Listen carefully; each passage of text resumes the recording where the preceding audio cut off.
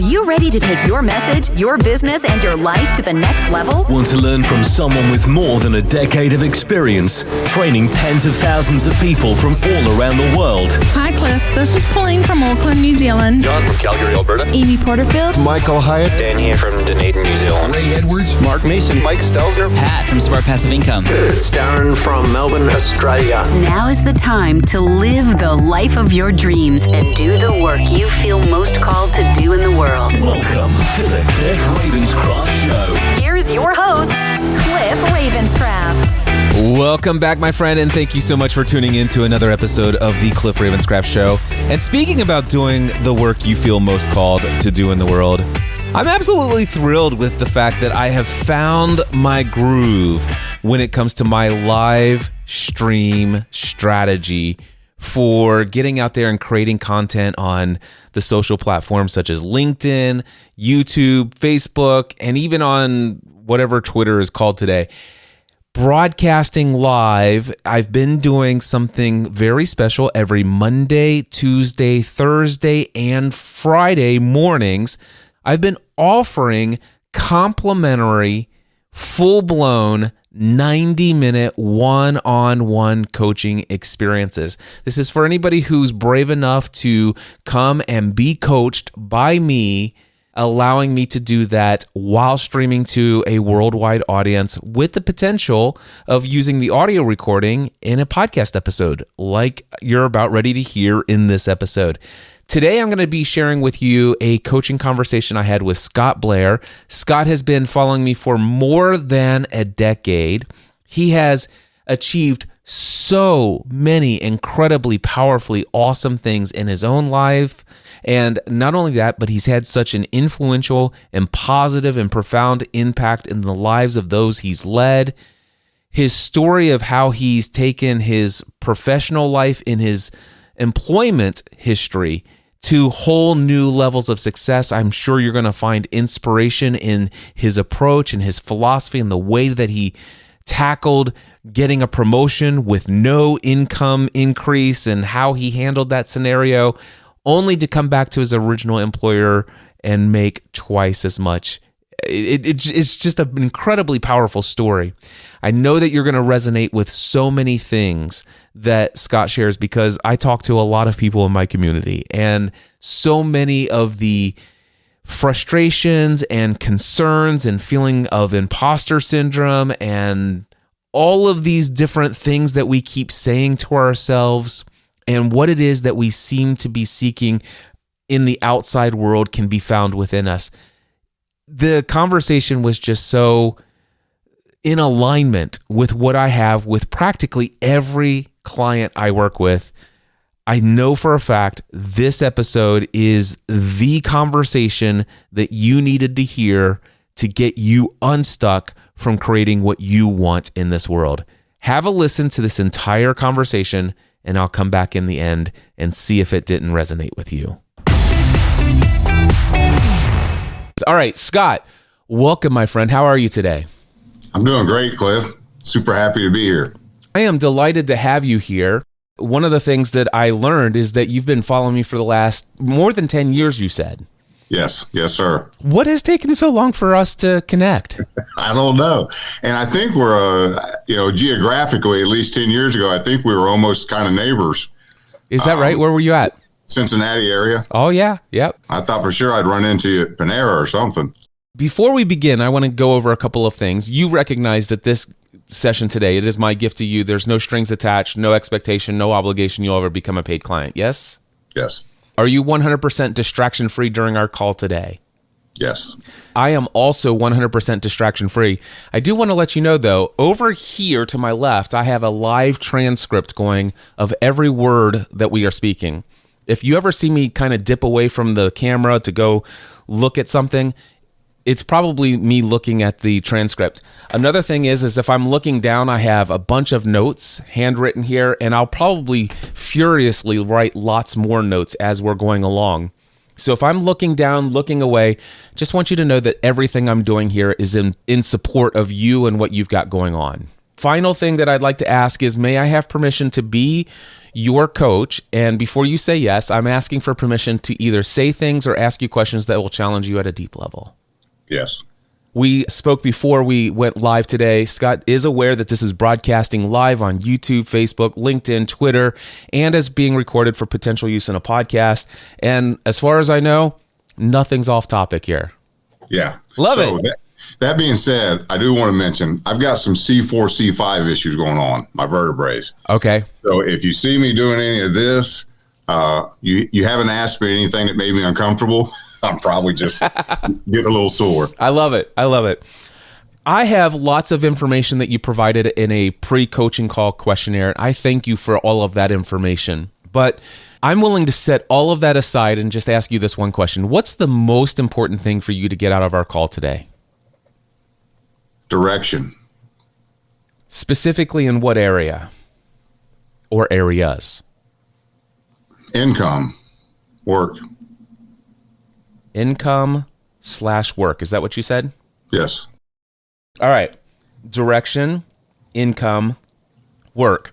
So direction, that means that we have a destination that we're going to. Where's the destination? Tell me where we're going. 3 years from today, your life is exactly the way that you want it. Where are we 3 years from now in income and work? 6-figure income, 100% remote work. All right. Now, 6-figure income can be anywhere between $100,000 all the way up to $999,000. So I'd like to know, what is the exact 6-figure income 3 years from today? $150,000. All right. So there we go. And what does 100% remote work mean to you? The ability to work from anywhere. And I have a motive behind that. More than I'm not just looking to be a digital nomad or cut the strings from the office. It's something more personal. But being able to work just from anywhere around the world that I need to. So we have a clear picture that you want to be generating $150,000 a year income. And what are you generating now? Are you willing to share that? I'm right there.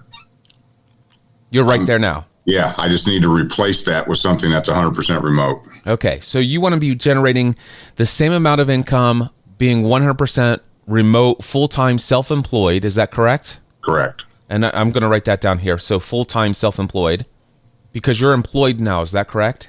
That's correct.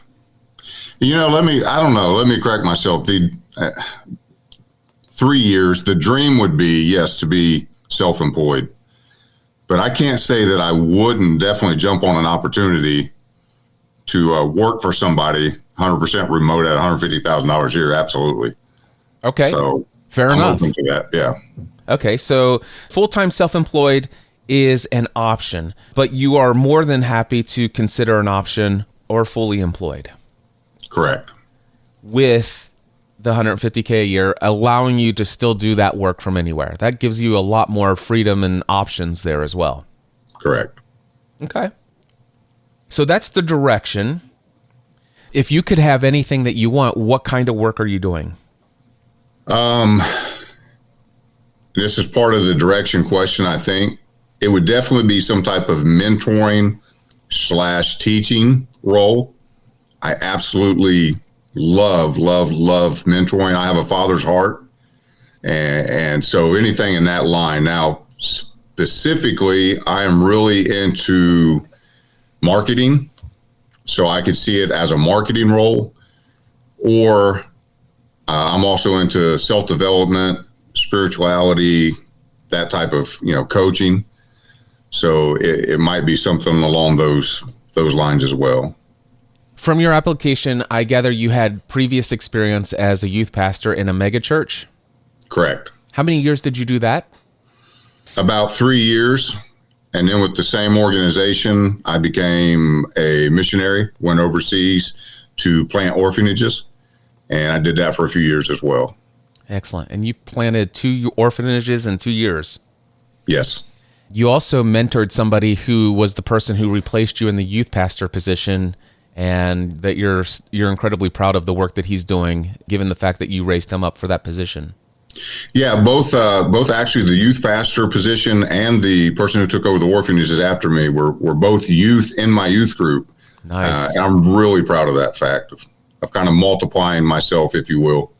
That is incredibly profound and wonderful. I congratulate you on both of those achievements. And I bring them into this conversation because I want not only you, but also anybody else who's tuning in to hear a little bit more of the value that you're bringing to the table here and some of your experience that you've had. Tell me about your career. I got a little overview of your career since you came back from the orphanages. How did you get into that first sales position? Was this in 2015 when this happened? No, it was actually much earlier than that. So maybe around 2006, I got into financial planning, basically 401k rollovers, insurance products, annuities, and the like. I had a pretty good mentor, somebody I met through a friend at church, and he just took me under his wing and mentored me. And I ended up, becoming, I was doing over $1 million in production a year, which puts you top 10% in the insurance industry pretty fast. That kept going well until about 2009 when the economy started dumping and nobody was moving money. Bernie Madoff was in the news. Everybody was scared. I ended up going through pretty much my life savings trying to keep that business afloat. At that point, I actually decided just to abandon ship as it was going down, pivoted to going back to school.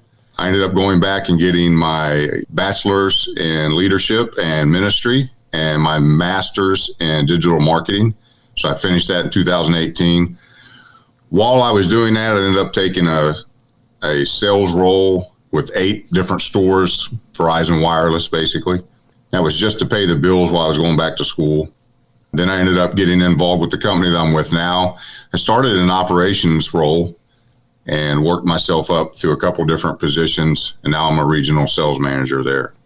Are you willing to share the details about being with the employer, then going to somewhere else, and then coming back to that employer? Sure.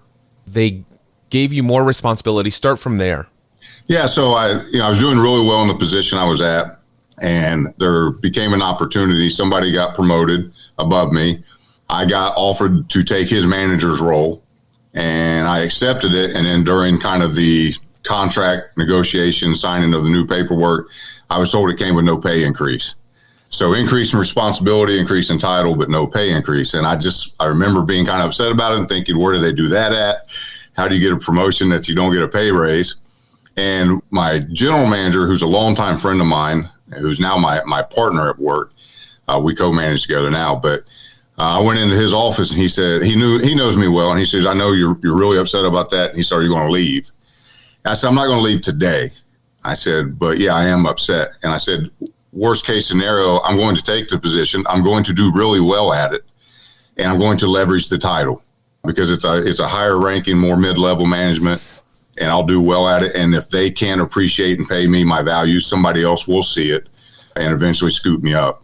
And that's exactly what happened. I did a year of that and just kept updating my LinkedIn and everything. And somebody reached out to me.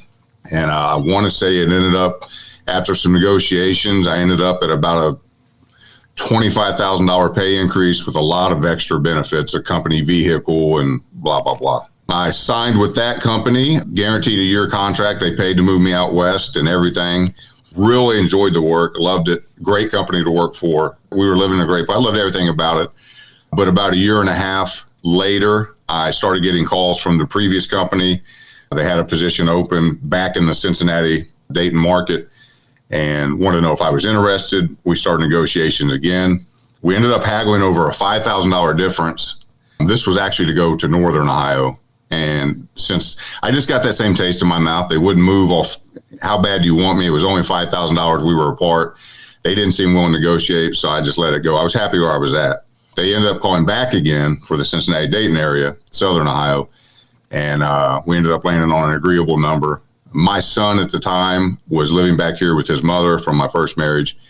And he was high school age. And I felt like he really needed me back home at that point with some things going on in his life. So it was kind of just divine timing for me. My son needed me. They were offering me a great job. I was coming back to work with the people that I previously worked with and loved working with. So they got me back at the price we both could agree on. Nice. So that original position where they gave you this increased responsibility but no increased pay, you leveraged that position, that title, gained some experience there, used that to get into another company with a significant increase, and then the original company came back and said, listen, we want you back and we'll pay you, which was an increase above that even. Yeah, I'm more than double where I was when they wouldn't move the first time. Yeah, this is awesome. I love all of this stuff about your story. There's so many things that about your story that inspire me. And I'm pulling all of this out because I want to hear you say a lot of this in your own voice, because I know we're going to get into some of the struggles or frustrations that you faced over the last several years. And I remember impostor syndrome being on the list, some lack of self-belief. I mean, do you see how much you've accomplished so far as you say these things out loud? I do. This is all wonderful. This is all great. You have a 20-year-old son and you have a daughter who is younger. 7. And you feel like you're an incredibly wonderful dad. Your kids have high self-esteem and they know that you love them unconditionally. I love that. Yeah, my kids are my world for sure. Yeah, that's awesome. You have an incredible amount of skill when it comes to sales. It's clear because you're in a sales position. Is that correct? I'm in a sales management position. So I do some selling, but I basically develop sales reps and my sales team.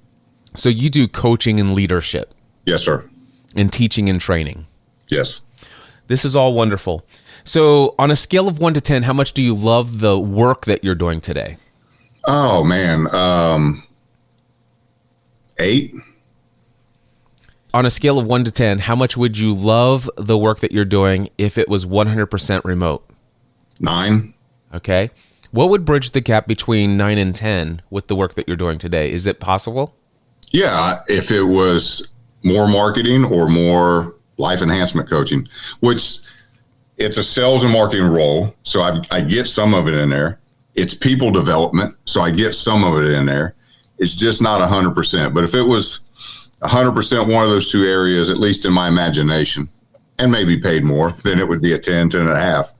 But we're almost there. I'm happy and grateful for the position. I love the people I work with. No complaints about it. Just I'm looking to tweak it. So it doesn't sound to me like you're looking to leave the day job and go full-time self-employed. You like the benefits of an employer that goes out and does all of the marketing and acquires clients and puts you in a position where you show up and you shine with your gifts. The only thing is that you'd like to utilize your gifts a little bit more in the day job. Is that correct? Yeah. And again, I'm not scared to stand on my own. I enjoy a challenge. I enjoy the marketing aspect of it. So, there's pros and cons to both. Mm-hmm. So, the insurance and the 401k and the steadiness of the 9 to 5, sure, there's comfort in that. And I settle into that. I know I do. But for the right opportunity and to earn my freedom and to earn what I want, I don't mind paying the price or paying the dues to do that as well. So where are you leaning? Because here's the problem. He who chases 2 rabbits catches none. Yes. So if we're chasing 100% remote work and doing my zone of genius, you familiar with Gay Hendricks and the Big Leap, the zone of genius language? No. Let me stop right there. By the way, this is one book guaranteed is a must read for you. The Big Leap by Gay Hendricks. So in The Big Leap, Gay Hendricks talks about 4 zones that you can do work in. The first zone is your zone of incompetence. Chances are, occasionally, you'll be asked to do something by an employer, or if you're full-time self-employed like I am, you'll occasionally have to have something done in a pinch, and there may not be resources to pay somebody else who is equipped to do that much better than you. And you may find yourself spending many hours doing something that is inside of your zone of incompetence. Mm-hmm. Meaning that I'm terrible at this. This looks horrible. This does not represent me well. Sure, it got done, but wow, is it terrible. You're familiar with, you can understand that zone, correct? Yes. All right. We want to try to avoid ever doing work inside of our zone of incompetence. Next is our zone of competence. This is where, okay, I probably should not be the person doing this.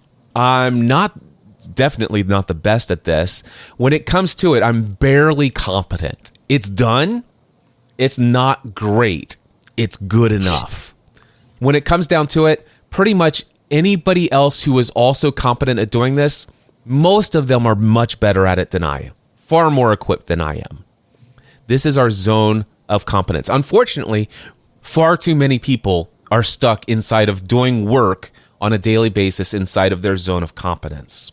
The third zone is zone of excellence. Now, this is the work that you do that when you do it, you're pretty much at the top of the game. This is work that when you do it, people look at you and say, wow, I wish I could do this as well as you do. You know what? I want to hire you to do this because you're just so fantastic at it. Or your employer dumps all of this work on you, even though other people in the company does this work. You're absolutely far above the rest. Absolutely, hands down, putting this in your lap is going to be the most profitable thing that we can have you do in this business. That's their philosophy anyway.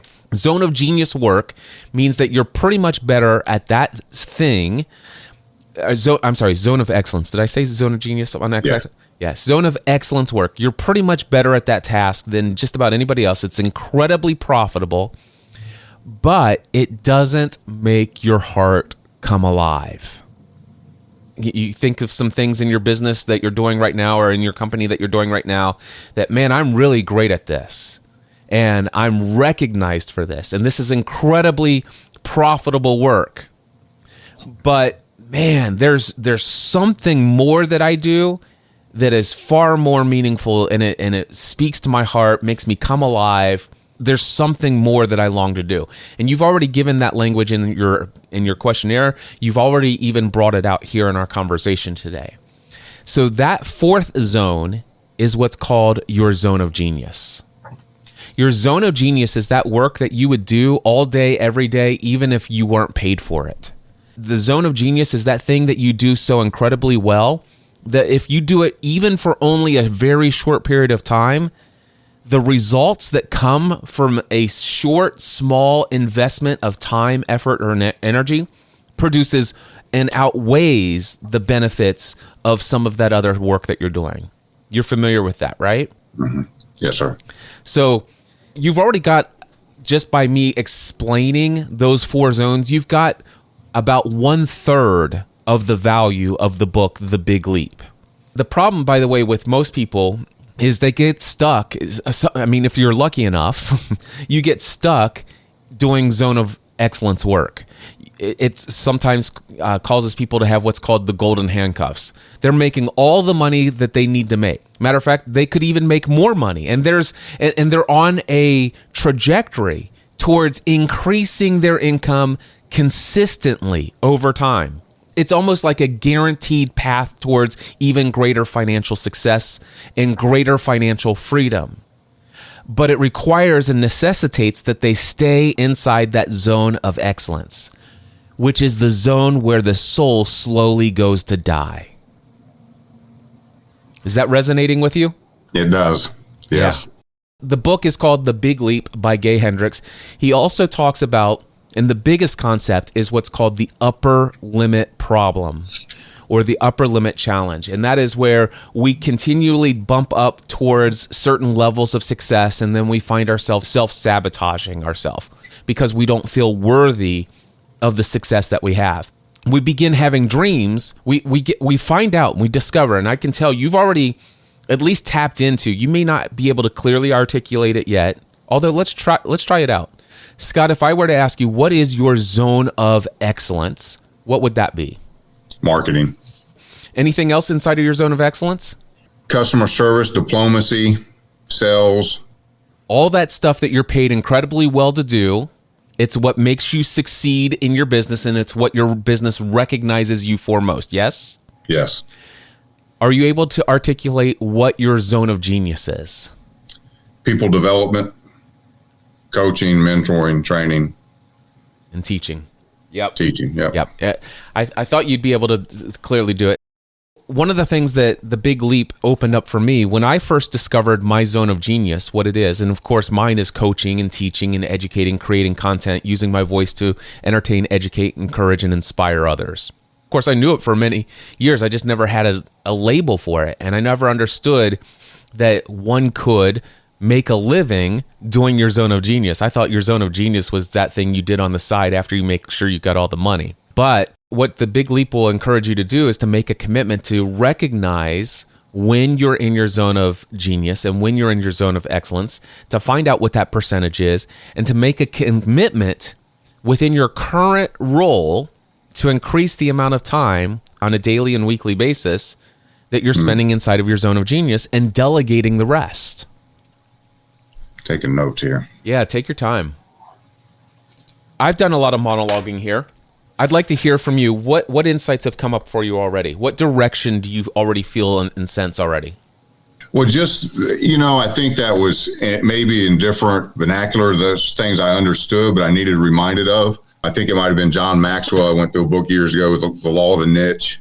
So it's very similar, but that was much more simplified and broke down for me there, helping me identify the difference between, because I felt walking into this conversation once again stuck between marketing and development, or marketing and teaching. And now I can kind of see the difference between the two for me. And I also can see the marriage of the two, because I can still be in people development and get to market myself. I still get to create my own thumbnails and titles and do research and run ads, all the things that I know how to do and I do well. So yeah, it's pretty eye-opening. It's a great reminder. Kind of lines it up better for me. When you speak about the fact that feeling stuck between the two, but then you can see the marriage between the two, do you see more opportunity in your current role to, within the next 3 years, to step more into your zone of genius within the current role? Is that a possibility for you? Long term, next few years, I don't know. As in any corporation, the higher you go up, the more people get solidified in their positions, there's less places to move. So unless somebody leaves a position, there's not a lot of opportunities to keep going north. So it slows down. I think I would be qualified for one of those moves. I think I would be a top person considered for advancement, but the timing wise is really unpredictable. I hear the advancement and moving up to another role. In that mindset that you're thinking in that scenario, if an opportunity became available, are you talking about there's a different position within the company that would allow you to operate in your zone of genius more? I believe so, yeah. Okay. I don't know if it would really create more. It would probably be equal. Probably be an equal amount of time in my zone of genius, because there'd still be all the other stuff that has to get done. So just for clarity's sake, is the desired goal 3 years from now to be more inside of your zone of genius than you are now? Yes. Is it safe to say that your direction that you're heading towards is some other opportunity? Yes. And is there a weight that you would give towards another place of employment or self-employment? A weight? What do you mean by that? So 50-50 would be a perfect balance between I'd go either way, or you know what, it's probably 70% self-employed, 30% employed, or the opposite, or any other. No, I would say, again, the dream is the self-employment. So the dream, there we go. That's what I wanted to hear. Yeah. So I'm probably 80. I lean 80% towards that. Were you self-employed when you did the insurance work? Yes. Okay. I mean, I had a mentor, but yes, I was self-employed. What keeps self-employment being a 10 out of 10 instead of 8 out of 10? With wife and kids, the security. I'm young, into my 50s, but thinking about retirement, making sure taking care of my wife and kids well. There's a lot of sacrifice that goes along with it. I did it for sure, and I did it well, but it was long hours. And then, it's great because it gave me confidence. I feel like you could drop me off naked in any city in the U.S., and within a matter of a few years, I'll be back to six figures. I know how to grind and the hustle, and I could do it on my own again right now. But to step away from what I've got and to put my wife and kids through that, I think is maybe the challenge, the mental challenge. So the 20% is for the safety and security of the financial side of things. Knowing that a company can provide me $150K a year, that seems somewhat appealing. Yeah. But recognizing that maybe not as much financial certainty is there, and there may potentially be that same level of sacrifice and maybe getting back into some of the hustle, but also with the realization that I do have that freedom of working from wherever I want all the time. And there's no limit on how much income I can make, yes? Correct. Okay. Which direction would you like us to pursue in this conversation right now, where we are? So let me give you two quick stories, and maybe this will help. Please do. Nothing I loved more than being a minister. Preaching, on Sundays. It kind of, I don't know, there's a psychology test. It's kind of like Myers-Briggs and all that. It's called the 3 human needs. Chloe Madan, I think, is the creator. She was one of the Tony Robbins mentors. But I took that a few years back, and in hindsight, they talked about, we have things that drive us, our biggest drivers. My number one drive was growth. People used to say, like my son and my wife would be like, man, you're a workaholic. Because Friday night I'm working on Facebook ads for a t-shirt, and Saturday I'm doing, and I tried to explain to my son, it's like, no, it's like a video game to me. Like, I'm trying to get to the next level. It's fun. I'm not in here hating this or working. I enjoy this. But when I took that test, I like to watch documentaries over movies. I would like to go to seminars and take courses, and I read books, voracious read. I just nerd out on that stuff. And so because people see me always in that activity, man, you can't ever cut free. You're a workaholic. But when I took that test and realized that growth was my driving factor, I said, I'm not addicted to work. I'm addicted to growth. Mm-hmm. So that was eye-opening for me. Then the other two things was my top tied to was significance and contribution. Those were my second and third, but they were tied for second place. And one of the things she said was, if you ever find one activity that meets all three, the top three of your needs, be careful, because that thing could become addictive and really dominate your life. And at that point, I had been removed from ministry for like 10 years. But as I looked back on that, thinking about that, looking back, I was like, wow. I mean, I put it before my marriage. I know I did. I said I didn't, but in hindsight, I did. But the ability to study every week, to prepare a sermon, forced me to grow constantly. And I felt like I needed to constantly be growing spiritually because of my responsibility to the people. Then I had to get up and deliver a message and contribute to people. And then to have them come up to me after the Sunday service and say, oh my gosh, you don't know how bad I needed to hear that. You've changed my life. I got significance. So like this one thing of kind of preaching and serving was meeting all three of my needs. And it was the thing I could fall into deeply whenever anything else wasn't going right, and get all this that I needed. I see that in hindsight. So that being said, and then the remote work thing piece is, my wife is immigrant. She's from Brazil. In the last 10 years, she's been home one time. And a lot of that has to do with, she doesn't want to go without me. She don't want to take my baby away from me for long periods of time. And I can't get off more than 2 weeks at a time. Mm-hmm. And it's a 2-day travel there, 2-day travel back. It's hard to justify the cost and the timing and everything for such a short stay. And I hate that. I absolutely hate it. I hate it for her. I hate it for her family. I hate it for my daughter. There needs to be more time spent. There needs to be more connection. That's why I want to create the remote.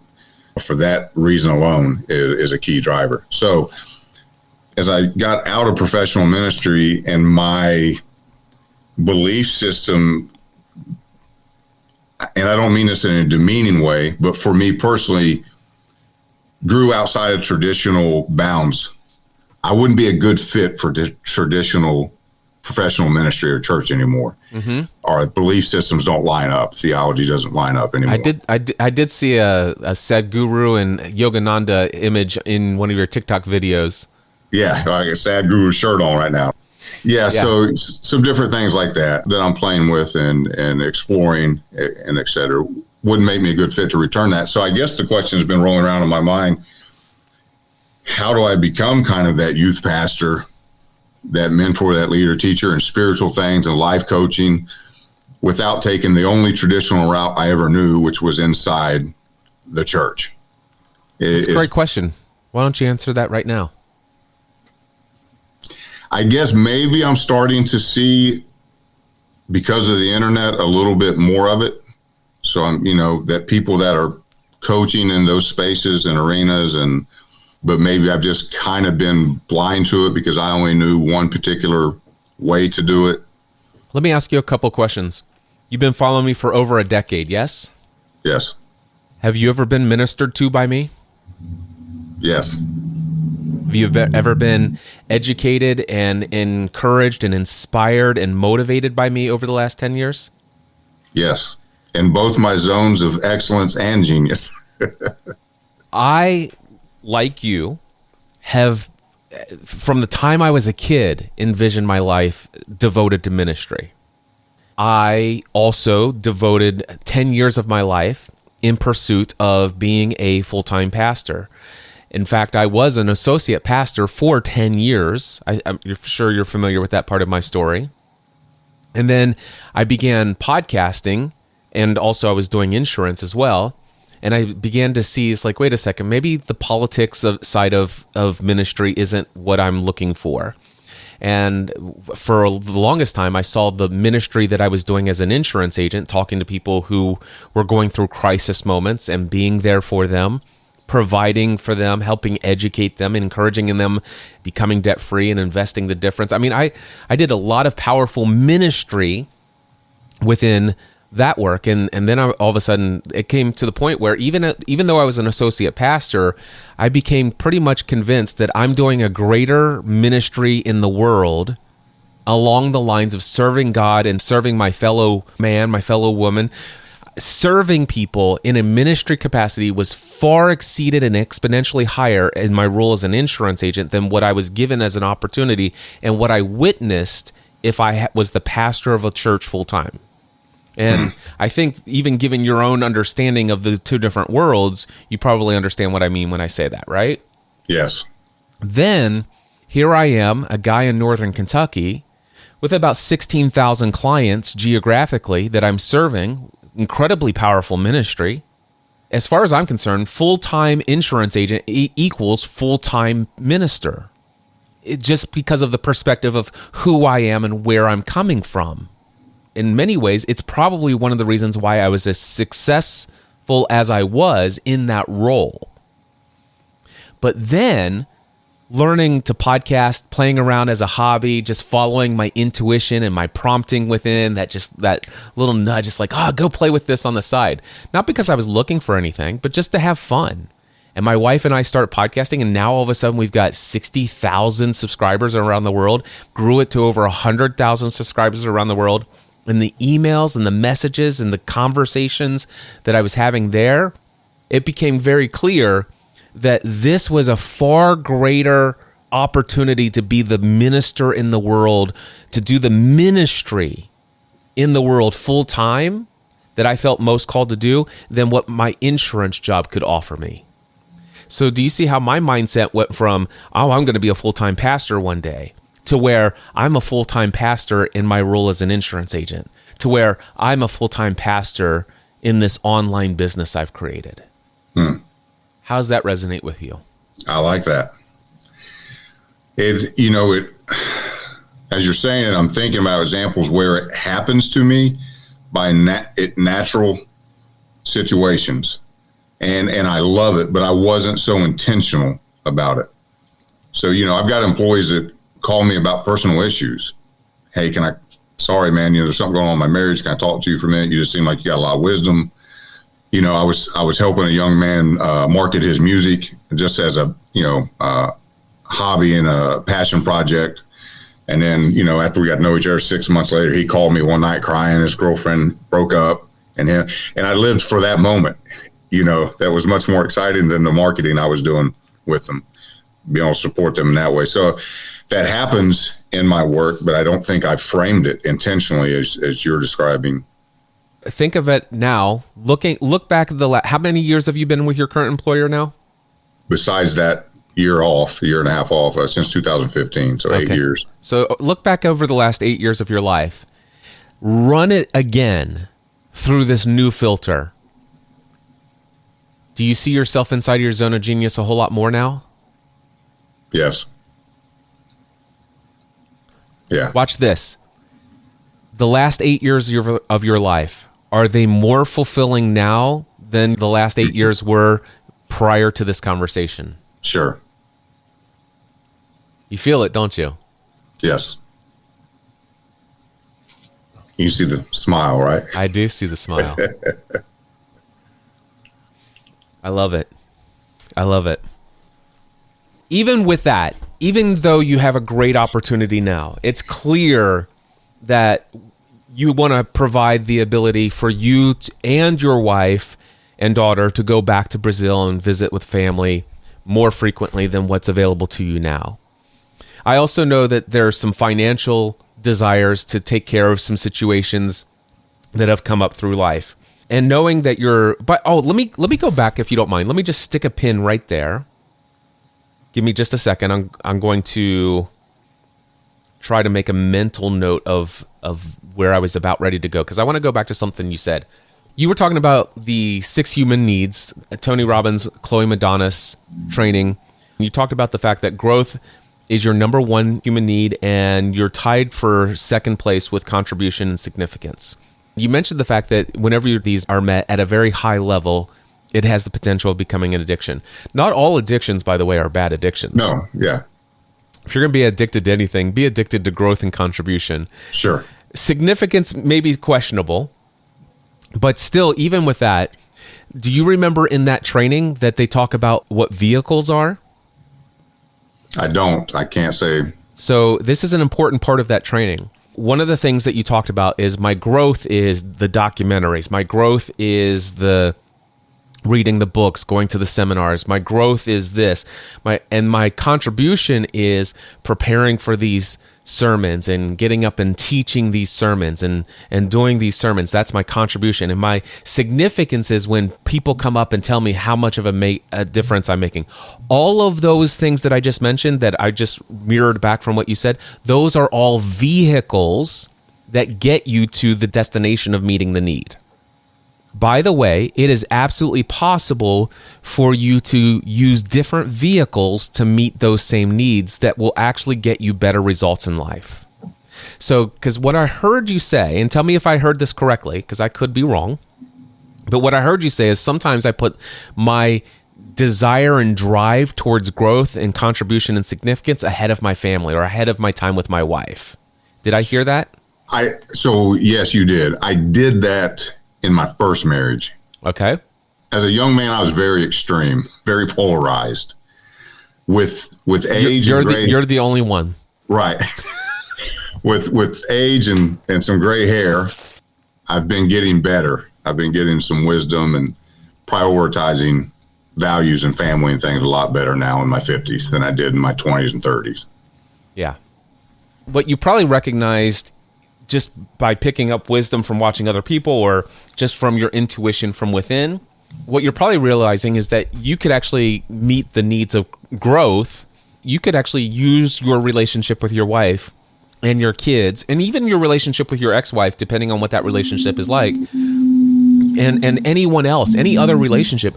All of those are opportunities for amazing amounts of growth. Do you get what I'm talking about there?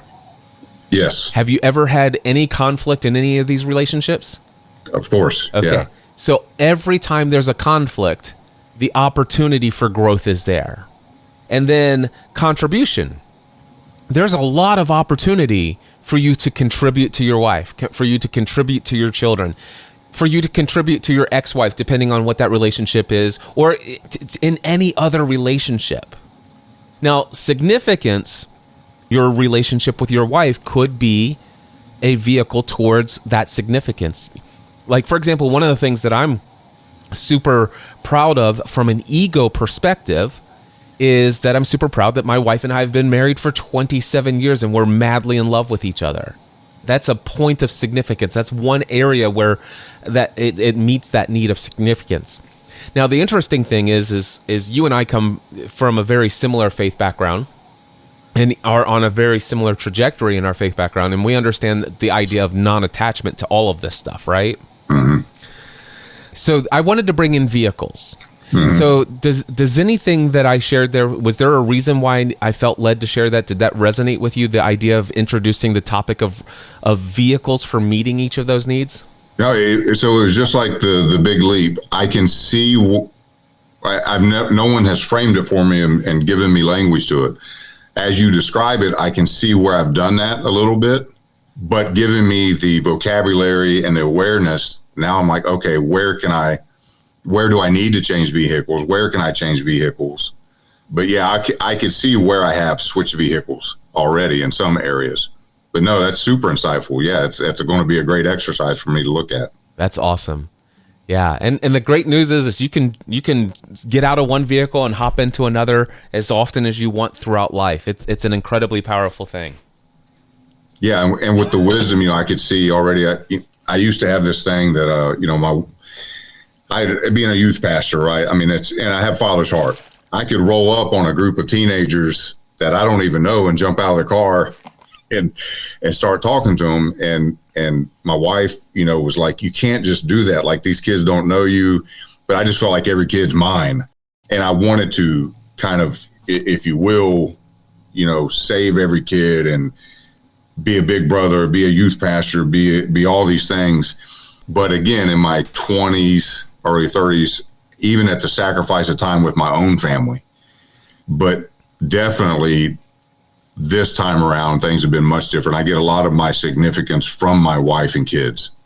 As long as they hold me in that high esteem, that high regard, that's what I'm looking for. I don't need it by rescuing everybody else out there and doing all these things that kind of make me known or bragged about. But as long as I get it at home, I got a different vehicle for sure now.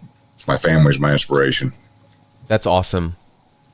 This is one of those places where I'm gonna attempt to press in, and there may be a little pain spot there when I press in on it. What if I told you it's possible to not even be attached to getting that from the family, from the wife and the kids? I can see that. What does that speak to you? An opportunity for growth, a challenge for growth. Yeah, that's not painful. Okay. Challenging, and it would take work, but yeah, I can see that and appreciate it and value it. The reason why I bring that up is because, especially when people have been seeking that, whether it's validation, affirmation, all the stuff of meeting the needs from other sources outside of, of using up vehicles outside of the wife and the kids and stuff like that. When they go and turn into the kids, what if some is like, it's great, we have a great relationship, everything's wonderful, blah, blah, blah. What happens when somebody's upset and from their perspective, you've done something wrong, and from their perspective, they're very upset and angry with you, and then all of a sudden it's like, well, where's my significance? Where's my that? And something's missing, and suffering can happen there. Yeah. And what happens is, when we put our ability to meet one of these human needs into somebody else's lap, we're actually giving them the responsibility of how we feel. Right. When we have the ability to keep that within, because that's where it comes from. Yeah. I think I'm there good with my marriage. Kind of like the work thing. You could drop me off anywhere. Like I am complete on my own now, which is why I'm able to be a better husband and love my wife the correct way and all that now. I don't think I need it as much from her. I love having it. Yes. But it doesn't define me or value me. I think I've worked through that. My kids are another thing. They're still my world. So if they thought bad of me, yeah, it would destroy me. But that's something to work on for sure. It's an area of potential growth is all I'm saying. Yeah, for sure. Yeah. Very cool. And then one of the other things is, as soon as I heard you say, I want to go out and I want to save all these kids, And you've said many times, I have a father's heart. It's like they're all my kids. Are you familiar with Rumi at all? I mean, I'm familiar, but I haven't dived in and did any reading or anything. Well, I'm into a season of Rumi study right now. And matter of fact, I was working on it this morning before our call today. So I was able to easily find this quote. He said, "Yesterday I was clever, so I wanted to change the world. Today I am wise, so I'm changing myself." Does that resonate? Yeah. Yeah, I love that. I want to pull out something from the questionnaire that I wrote down in my notes. I always talk about, what is the single greatest struggle or frustration that you face when it comes to your personal or professional development? And here is what you wrote. You wrote a couple of things down, but the very first line you said, finding a true mentor who is genuinely invested in my success. And as soon as I read that line, after reading everything else on your questionnaire, and I know you know about intuition, hearing that voice within, and it's like, oh, I need to share this. Here's what came up for me, and I want to hear what you say about this. I'm going to read what you wrote again. Finding a true mentor who is genuinely interested in my success. Here's what came up for me, and tell me how this hits you. You are the mentor you seek.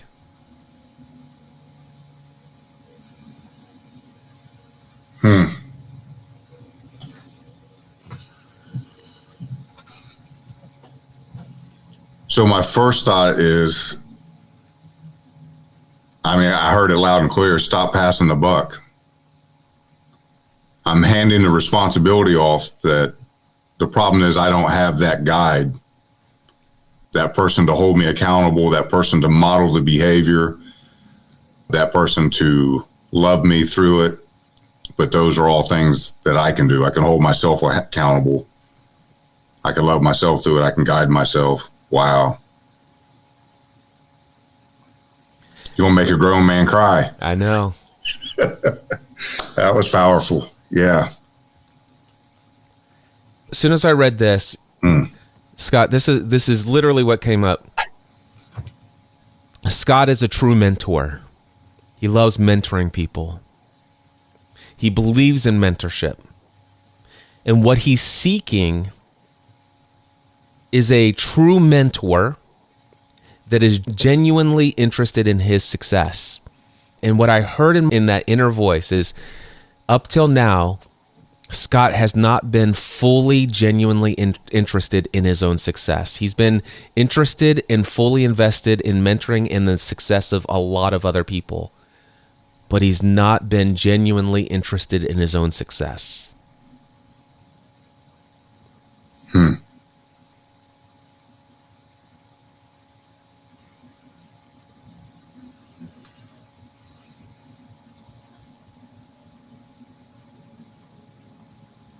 So I guess it begs the question for me is, why would I not be invested in my own success? So I think it does beg the question. What's the answer to that question?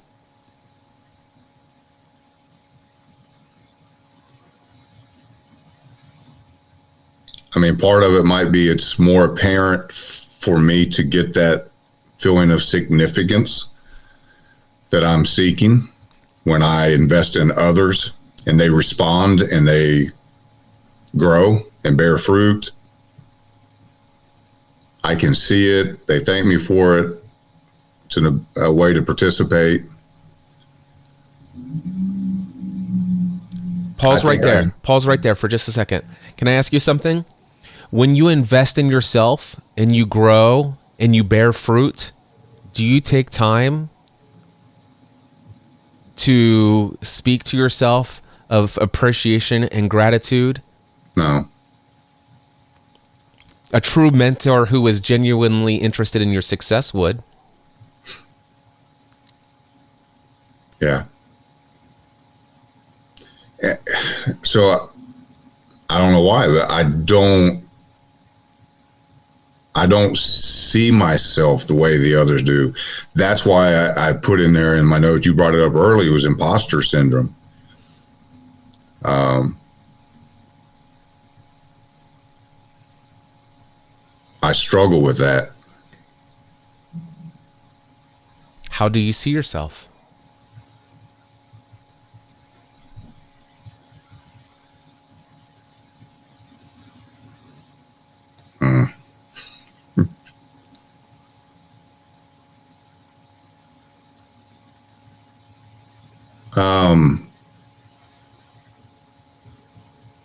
I don't know. Strangely enough, there's a side of me, again, that's super confident.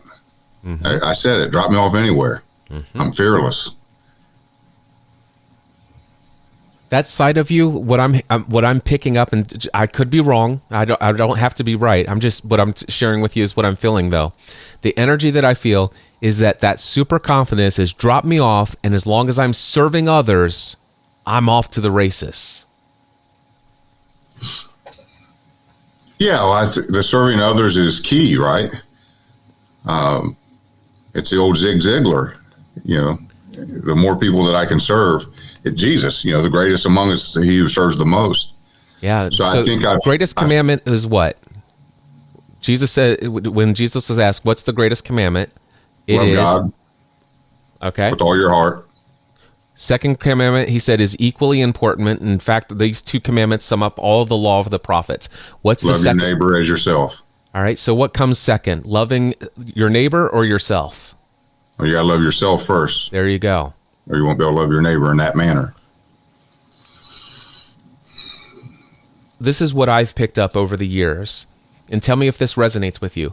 The greatest service that you can be to all those others is to be that true mentor that is generally interested in your own success, that you are loving yourself first at such an incredibly high. And this is one of the things that I love about you. You said, my children know that they are loved unconditionally by their father. My question for you is, do you know that you are loved unconditionally by you? No. Yeah. No, I struggle with that. And I think, God, I feel like I'm in a therapy session. Part of it goes back to, I've BS'd my way through a lot in life too. It comes along with your natural selling ability, I guess. But I own that. And I recognize where I've done that. But I think there's, that side of me that helps create the imposter syndrome. If people really knew, they only see this, but, they don't see what you've done or what you think or what's really in your heart, and those things that I wrestle with silently and inside, I think creates that conflict for me. And I'm hard on myself. My mother said to me just a few years ago that she said something about me being a perfectionist. And I laughed and I thought, are you crazy? Because I'm all about grace and mercy, and I don't think anybody's perfect, and I'm not one of those anal uptight people.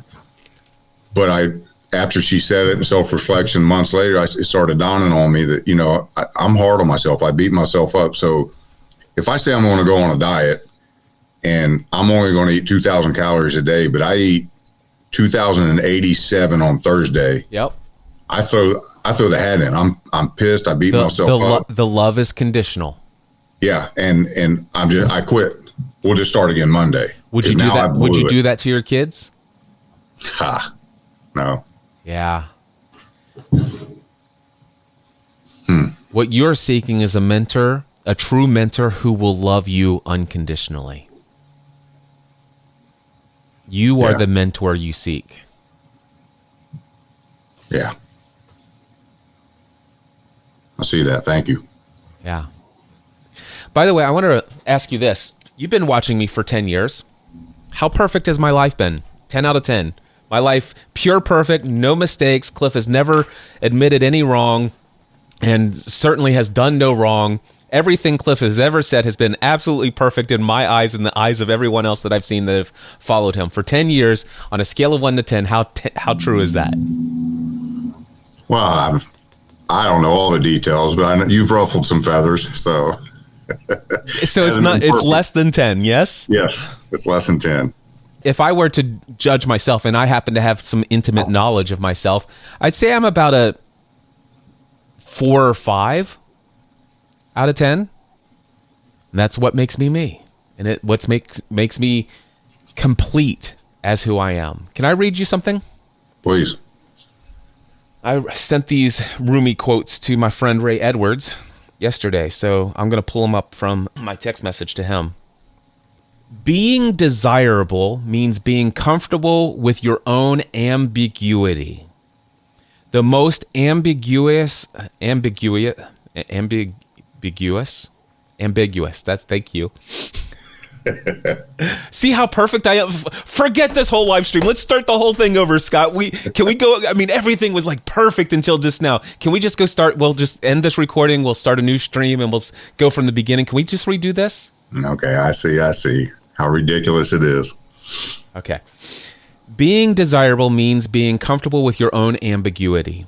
The most ambiguous reality is that we are flesh and spirit at the same time.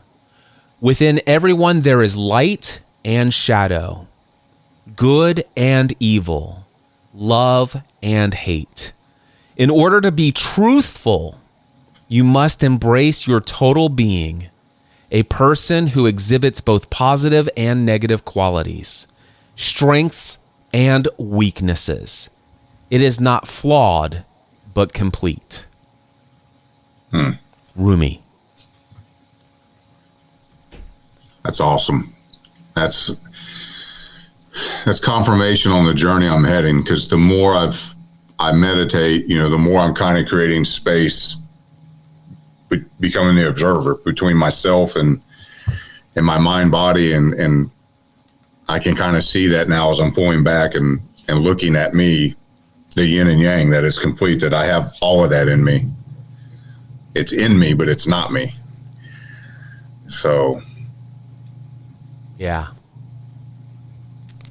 You've come to the place in your journey where you understand that you are not your body, you're not your mind, you're not your ego. Your persona has all of that in it. Mm-hmm. But you're not that. Yeah. But that is very much what mostly interfaces with the world around. And so we just need to own it. It is what it is. Now, with that being said, once you become aware of something that is what it is and you desire change, that's where we get to be the creator, yeah? Yeah. It's like, okay, this is what it is. Do I desire to continue to be this way? No, actually, I don't. Okay, what do I want to create? Yeah, I just had that conversation with a friend yesterday, that when you come to that realization, it's great because the body and the mind are malleable. Yeah. You don't like the results, you get to change it. Change your input, you'll get a different output. Let me ask you this. What actions do you think you could take to be more intentional about being that mentor that you desire? Yeah, so I'm going to meditate and focus on what does that look like to love myself unconditionally. And I think one of the first things that immediately comes to mind is identifying the actions or self-talk or anything that I do to try to become more aware of where am I beating myself up. You simply made those things look ridiculous by saying, let's start the podcast over, or would you do it to your kids? Man, I sure wouldn't. But I do it to myself. That might be a great starting question. As I hear that voice, is this exactly how I would respond to my son or daughter in the same situation? And of course, and again, see, I'm starting to, I tried to justify it right there. Mm-hmm. But they don't have the experience I have. They don't have, of course I wouldn't hold them to the same accountability. But, unless we become like little children, I got to treat myself that way.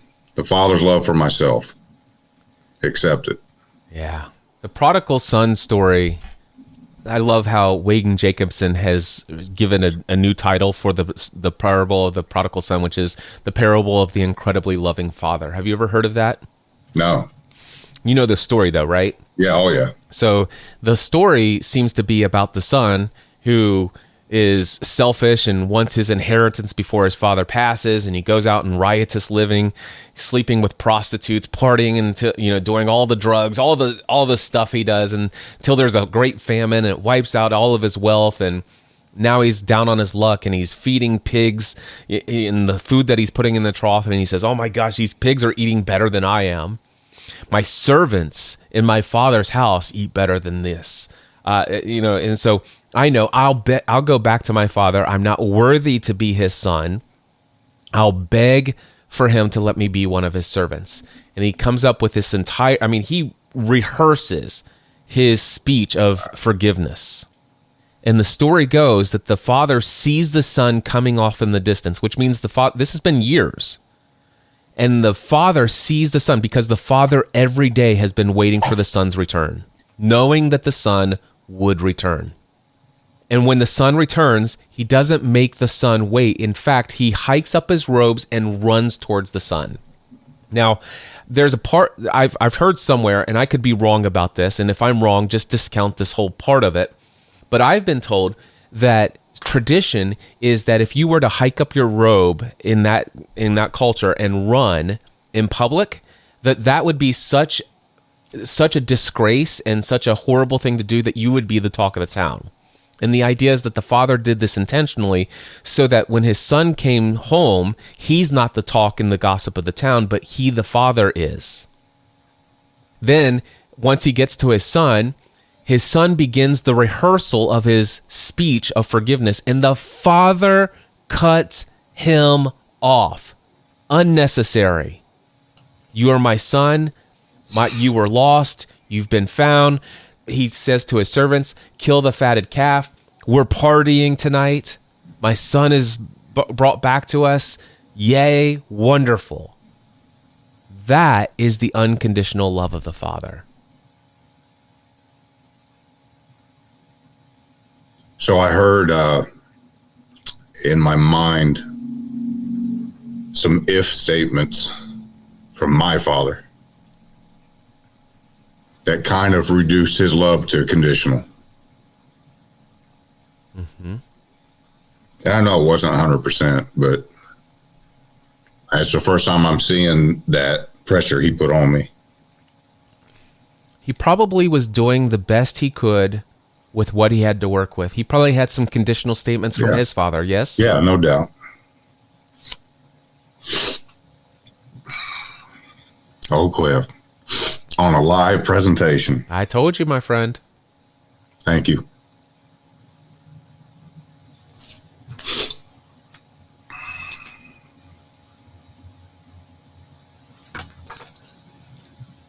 It's good stuff. Powerful. Needed that. Yeah. As soon as I read through your application, I knew this was more than just about finding the work and going out and making the living, because there's so many things you have as a possibility for you. You know that everything is open for you. The question is, am I worthy of it? And the thing is Scott, I know you're worthy of it, but you will need a true mentor who genuinely is interested in your success. You need a true mentor in your life. You need a true father figure in your life who will love you unconditionally. And you are that mentor.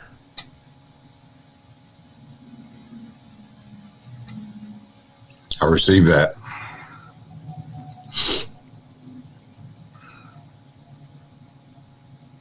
And when you have the unconditional love of somebody who has the education that you have, the experience that you have, the skills, talents, and abilities that you have, the resources that you have available to you, which, by the way, you have the resource of an intimate connection with God, which is an unlimited resource.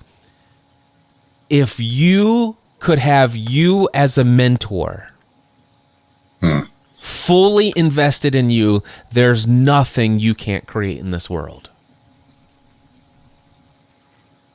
I'm going to take notes. I'll come back and watch this all again. I don't want to get out of the moment. Go ahead. No, it really is. It's enlightening. It's I've done all the courses. I know all the things to say. And I know that, I guess I've known probably somewhere in my programming, the thermostat keeps pulling me back. The autopilot set to the wrong destination because, I've been in mentor groups where the other participants leaned on me for information. And, oh my gosh, man, what are you doing in here? You should be teaching, blah, blah, blah. And 2 and 3 years later, they're smoking me at their success and what they're doing online and different things. And this is no disrespect to anybody else, but I've stood around and looked at many other people that were my peers or even maybe less talented in certain areas. And I can't figure out how they're finding success, and I'm still here. And it's been a pain point.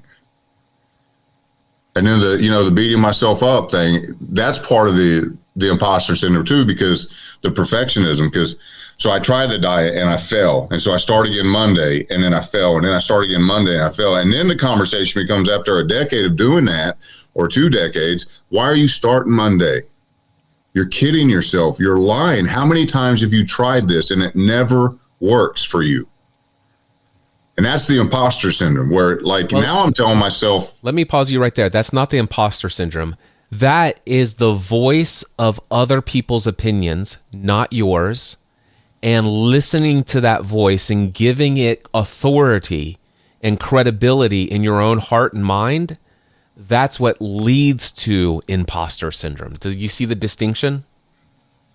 Now, I agree not to give authority to the voice, but to say it's other people's, I struggle with that, because I may not have told anybody I'm starting the diet, and I fell at it and I beat myself up. And then I go to try it again. And that's when I have, I guess, what I'm defining as imposter syndrome, where I'm looking in the mirror saying, that's BS. You're not going to do it. You always say you're going to do it, but you never do it. You'll never complete it. You'll never finish it. You'll fail again. Why? And then, you get so beat up with it that it's like, why try? So let me ask you this. Have you ever had anybody say anything like those words to you in the past as a kid growing up? Or have you seen other people say those words in judgment of other people who say they're going to do things and never do it? I've seen it. I felt it. I can't tell you, back to my dad. And again, I'm not knocking him. He's not here to defend himself, but I have felt the disappointment I've created in him. I know where I missed the mark with him, even though he didn't come directly to me. Yeah. So even though he didn't come directly to you, even if you think about this, what do you call that? Telekinesis, or not? That's not telekinesis. That's where you can move things. But telepathy. You pick up on that energy. He may not be saying those words, but you are feeling the weight of those words, even though they're unspoken. In fact, they may even be more powerful given that they were not spoken. Yeah. So what I'm telling you is that voice, the voice that's saying that's not your voice. Those are not your words.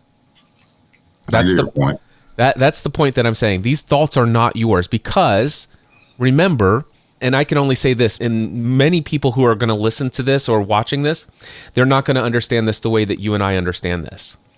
But you're a divine spiritual being that is pure, blameless, holy, perfect, in union with Father. Yes? Yes.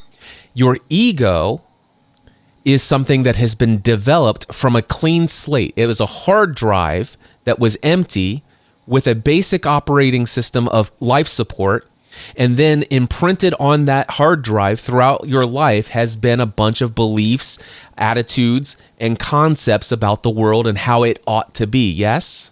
Yes. And did you originate all of those, or did you pick them up from what was already in the world? Right. I accumulated them. So the idea that you even need to go on a diet isn't even your own thought. Do you get that? Yes. And the idea that you mess up all of the time is also not your own thought. Why bother? You're not going to do this. And if you can't have discipline in this area, you can't have discipline in any other. All of those things, those are just what you're doing is you're taking in all of the programming from your parents, your religious leaders of growing up, all of the news media, all of your peers at school, on the school playground, and everything you've experienced in the world about how people are treated and judged and all this other stuff. We accumulate all of this stuff, and that's what creates all of those voices in our head. Yes. And the reason I can say this with confidence, and I know I can say it to you and you'll understand it and receive this, those are not your thoughts. You're not your mind. You're not your body. Your thoughts are pure love, peace, joy, perfection, and abundance. Your thoughts are unconditional love. That's who you are at your core. I'm going to find another Rumi quote for you. Let me see if I can find love. Well, I'm thinking of just while you're looking at the scriptures, the two challenges: take the thoughts captive. Yep. And then the opposite is think on these things.